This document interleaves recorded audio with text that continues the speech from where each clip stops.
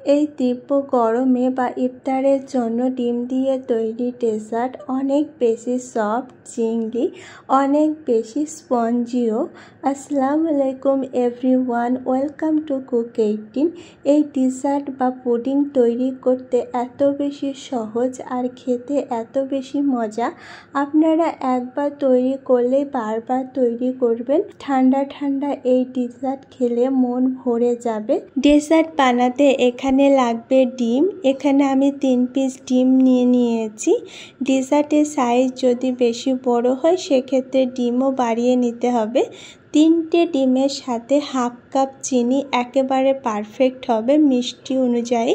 আর তার সাথে সাথে দিয়ে দিয়েছি ভ্যানিলা এসেন্স হাফ চামচ ফ্লেভারের জন্য। এখন খুব ভালো মতো চিনিটাকে মেল্ট করে নিতে হবে।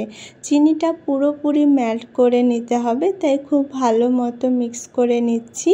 যাতে ডিমে খুব বাবলস না তৈরি হয়ে যায় সেটাও খেয়াল রাখতে হবে। ফাটানো ডিমটা যতটুকু হবে ঠিক সেই পরিমাণে এখানে আমি দুধটা ব্যবহার করব, তাই ডিমটা মেজারমেন্ট করে নিচ্ছি। যে কোনো কাপে বা বাউলে মেজারমেন্ট করে নিলেই হবে। 250 গ্রাম মতো ডিমের ব্যাটারটা হয়েছে, তার সামান্য একটু বেশি, ঠিক 250 গ্রামের সামান্য একটু বেশি দুধ এখানে আমি ব্যবহার করছি। আর দুধটা আগে থেকে জাল করা, দুধটাকে জাল করা ঘন করে নিয়েছি। আর সেই জাল করা ঠান্ডা দুধ এখানে আমি ব্যবহার করছি। দুধটা আর ডিমের সাথে খুব ভালো মতো মিক্স করে নিয়েছি। ডিম আর দুধ ভালো মতো মিক্স হয়ে গেলে এখানে এটা একবার ছেঁকে নেব। ছেঁকে নিলে পারে পুডিংটা একেবারে স্মুথ হবে, দেখতেও খুব ভালো লাগবে। তাই একবার ছেঁকে নিচ্ছি, যেহেতু এখানে ডিম আছে। ডিম আর দুধ ভালোভাবে মিক্স করে একবার ছেঁকে নিতে হবে।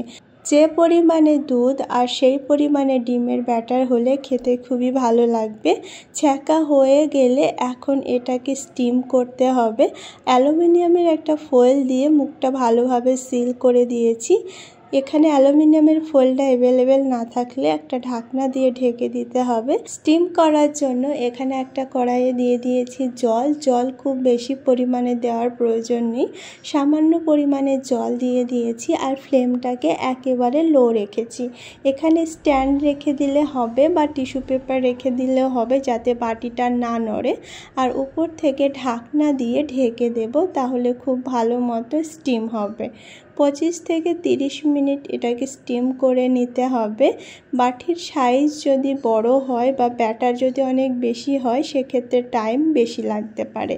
তো এখন 30 মিনিট পরে একবার চেক করে দেখে নিচ্ছি। একটা টুথপিক দিয়ে চেক করে দেখে নেবে কোনো কিছু লেগে নেই টুথপিকে। এখন এটা পুরোপুরি ঠান্ডা হওয়ার জন্য রেখে দিয়েছি। ঠান্ডা হওয়ার পর ফ্রিজে রেখে দেবে। ঠান্ডা ঠান্ডা খেতে অনেক বেশি ভালো লাগে। আর সার্ভ করার আগে অবশ্যই ফ্রিজ থেকে বার করে সার্ভ করবে, তাহলে খেতে খুব বেশি মজার হবে।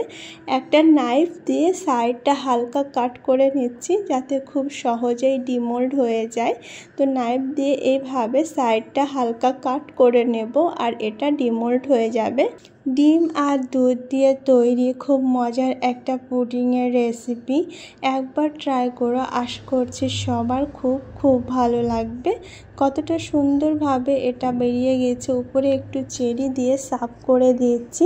দেখতে পাচ্ছ কতটা সুন্দরভাবে সেট হয়ে গেছে আর খেতেও অনেক বেশি মজার হয়েছে। গরমে এই ঠান্ডা ঠান্ডা এক পিস পুডিং খেলে মন ভরে যাবে। খুব অল্প সময়ের মধ্যে তৈরি করা যায় এই ডেজার্টের রেসিপি। একবার ট্রাই করো, আশা করছি সবার খুব ভালো লাগবে।